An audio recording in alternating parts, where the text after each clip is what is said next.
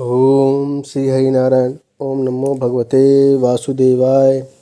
नमस्कार दोस्तों, आप सभी का स्वागत है भाग्योदय ज्योतिष केंद्र के इस वीडियो में। आज का ये वीडियो एक बहुत ही बड़े त्यौहार, बहुत बड़े महापर्व के ऊपर आधारित है। साथियों, हो सकता है कि जो मैं बातें बताने जा रहा हूँ वो कहीं हद तक ठीक ना हो, लेकिन मैंने कोशिश की है कि जितनी भी आपको जानकारी दूँ वो मेरी जानकारी के अनुसार बेस्ट हो। साथियों, क्योंकि मैंने बहुत से लोगों से बात की है और उन लोगों के बात करने के बाद जो मुझे निचोड़ मिला है उस निचोड़ को आपके सामने लाने की कोशिश कर रहा हूँ। साथियों, सबसे पहली बात, छठ महापर्व, जिसका पूर्वी भारत में बहुत ज़्यादा महत्व है। इसका जो त्यौहार है ये है बिहार, झारखंड, पश्चिम बंगाल, पूर्वी उत्तर प्रदेश, नेपाल आदि के कुछ क्षेत्रों में मनाया जाता है। साथियों, अगर मैं बात करूं तो ये जो पर्व है, यह महापर्व जो है, यह बिहार में सबसे ज़्यादा धूमधाम से मनाया जाता है, क्योंकि आज के समय में बिहार और पूर्वी एरिया के जितने भी लोग हैं वो सिर्फ वहाँ तक सीमित नहीं हैं, वो आज पूरे देश, पूरी दुनिया में हर जगह पर पहुँचे हुए हैं। और जहाँ जहाँ पे वो लोग गए हैं उन जगहों पे छठ महापर्व का जो त्यौहार है जो मनाया जाता है, तो वहाँ पे जो आसपास के लोग होते हैं उनको भी बहुत प्रेरणा मिलती है। और इस प्रेरणा से वो लोग काफ़ी हद तक जो हमारा नेचर है, प्रकृति है, उससे जुड़ने की कोशिश करते हैं। साथियों, मेरा मानना ये है, छठ महापर्व एक त्यौहार के साथ साथ अपने प्रकृति से हम किस प्रकार जुड़ सकते हैं, या हम अपनी प्रकृति को किस प्रकार से उसके वो हर चीज़ जो उसने हमें दी है उसके लिए हम कृतज्ञता व्यक्त कर सकते हैं, उसका एक बहुत बड़ा साधन है। साथियों, वीडियो को लंबा नहीं करते हैं और आज हम लोग बात करते हैं छठ महापर्व के बारे में। साथियों, बात करें यह पर्व सबसे ज़्यादा बिहार में मनाया जाता है। उसके बाद बिहार के आसपास के जो इलाके हैं, जैसे पूर्वी उत्तर प्रदेश, पश्चिम बंगाल के कुछ एरिया, झारखंड और नेपाल के तराई क्षेत्र, इनमें मनाया जाता है। साथियों, यह छठ महापर्व जो है, जब मैं छठ महापर्व की बात करता हूँ तो मुझे शारदा सिन्हा जी के गाए हुए जो छठ महापर्व के गाने हैं, आप उनको कभी सुन के देखिएगा। उन गानों में जो आकर्षण है, उन गानों में जो प्रेरणा है, छठ मैया के लिए जो आदर है, वो शायद कहीं और सुनने को नहीं मिलता। साथियों, यह पर्व, यह त्यौहार जिस प्रकार से कृतज्ञता व्यक्त करने का जो माध्यम है, उसका तो मैं बहुत बड़ा फ़ैन हूँ। और मैं कहता हूँ कि हम लोग इस एक ऐसी संसार में रहते हैं, एक ऐसे पर्यावरण में रहते हैं जहाँ पर हम अपने देश को, अपनी प्रकृति को इतना प्यार करते हैं, नदियों को इतना प्यार करते हैं। इन सब से जुड़ के हमारा जो एक लगाव है, उसका एक बहुत बड़ा उदाहरण है छठ पर्व। लोग छठ पर्व नहीं, इसे महापर्व बोलते हैं। और मेरा मानना ये है कि जैसे कि लोग बोलते हैं कि छठ महापर्व अपने संतानों के स्वास्थ्य के लिए, समृद्धि के लिए, संपन्नता के लिए एक मनाया जाता है, लेकिन यह त्यौहार इससे बहुत आगे का है। ऐसा मेरा मानना है कि शायद मात्र ये एक ऐसा पर्व है जो कि ऋग्वेद समय से चला हुआ आ रहा है। क्योंकि हम बात करें ऋग्वेद की, उसमें सूर्य उपासना का जो महत्व है, शायद वो किसी चीज़ का नहीं है।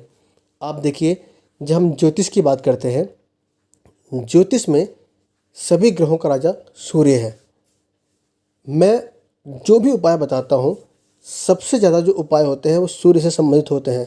क्योंकि मेरा मानना ये है कि किसी भी जातक का, किसी भी व्यक्ति का अगर सूर्य बलवान है या अच्छी स्थिति में है, तो वह व्यक्ति कितनी भी बुरी स्थिति में पहुंच जाए या बुरे हालात में पहुंच जाए, उस व्यक्ति के अंदर वो क्षमता होती है, वह काबिलियत आ जाती है कि अपने आप को कहीं से भी कहीं पहुंचा सकता है। वो अपने आप को राख से आसमान तक पहुंचा सकता है। क्योंकि सूर्य का मजबूत होना, क्योंकि सूर्य हमारा आत्मा का कारक है, सूर्य सभी ग्रहों का राजा है, सूर्य सरकार है, सूर्य आपका डिसीजन लेने के पावर है। आप अगर सूर्य आपका मजबूत है तो आप जितने भी लोग हैं आप उससे काम करवा सकते हो, आप उनको आदेश दे सकते हो, आप के वो आदेश को मानने के लिए बाध्य होंगे अगर सूर्य आपका अच्छा है तो।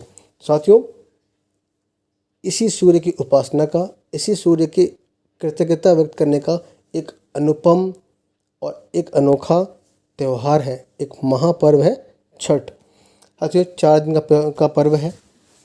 इस पर्व में माताएं अपने संतान की लंबी आयु के लिए, उनकी सफलता के लिए, उनकी समृद्धि के लिए व्रत करती हैं।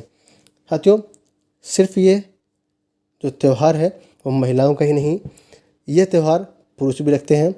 साथियों यह त्यौहार सिर्फ हिंदुओं का नहीं, मैंने बहुत से मुसलमानों को भी त्यौहार रखते देखा है। बहुत से मुस्लिम लोग जिनकी मनोकामना पूर्ण होती हैं वह सब करते हैं इस त्यौहार को भी।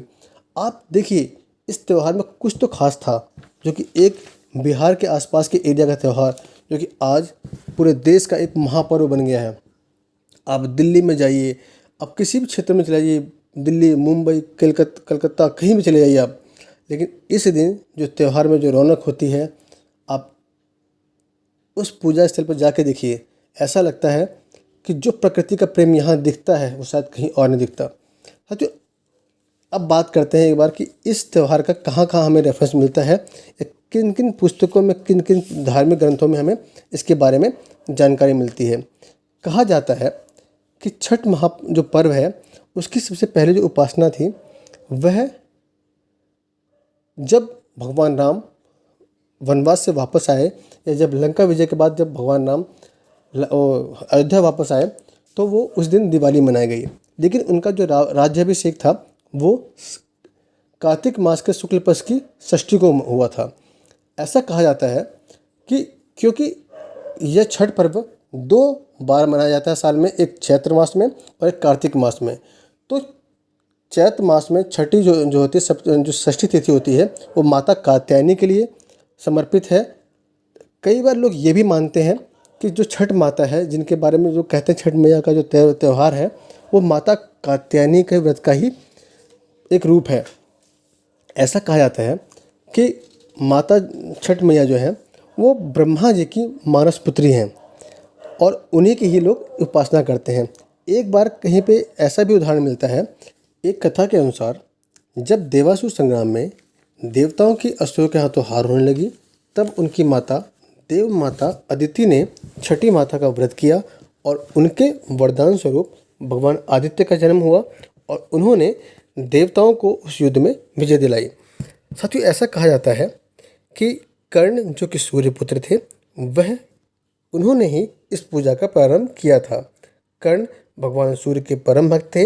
वह प्रतिदिन घंटों तक कमर पानी में खड़े होकर के सूर्य को अर्घ्य देते थे और उन्हीं की कृपा के अनुसार यह जो कर्ण बहुत बड़े योद्धा बने और उनकी जो ख्याति थी वो हर जगह फैली। साथियों इसीलिए ही जो माताएं हैं या फिर जो व्रत करते हैं वो भगवान सूर्य को कमर तक पानी में खड़े होकर के ही अर्घ्य देते हैं और पूजा करते हैं। जो अन्य कथा के अनुसार पांडवों की पत्नी द्रौपदी ने भी सूर्य भगवान की आराधना की थी, जिसकी वजह से उसके परिजनों को लंबी आयु और उत्तम स्वास्थ्य की प्राप्ति हुई।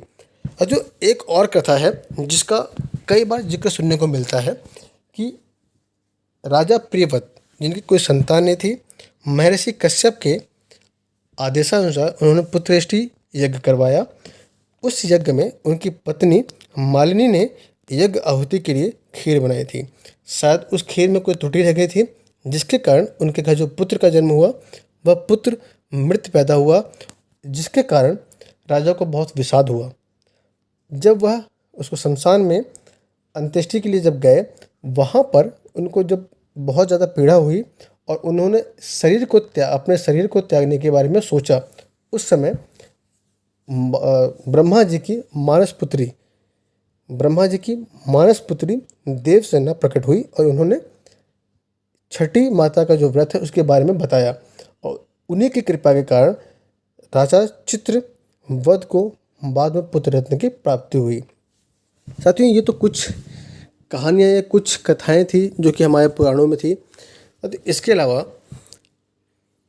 यह एक व्रत किसी कथा या किसी भी पौराणिक रेफरेंस का मोहताज नहीं है। मेरा मानना यह है कि यह व्रत इंसानों का प्रकृति के लिए किया गया सबसे बड़ा पर्व है और यदि आप कभी इस पर्व में जाएंगे तो आपको खुद एक अंदाज़ा हो जाएगा कि ऐसे पर्व अगर हम लोग मनाते हैं या उस समय जब हम ये पर्व मनाते हैं, जो हमारी जो मन की भावनाएं होती हैं वह भावनाएं अगर वैसी साल के 365 दिन रहें तो हो सकता है वसुदेव कुटुंबकम का जो हमारा एक जो सपना है, सपना जल्द पूरा हो जाए। मैं छठी मैया से प्रार्थना करता हूँ कि जिन जिन माताओं ने आपका व्रत रखा है या जिन माताओं ने भी आपके बारे में सोच करके कुछ भी आपसे मांगा है, उनकी वो हर मुराद पूरी हो और आप सबकी कृपा, आपकी कृपा, भगवान सूर्य की कृपा आपके सभी भक्तजनों पर हमेशा बनी रहे। जय छठ मैया की।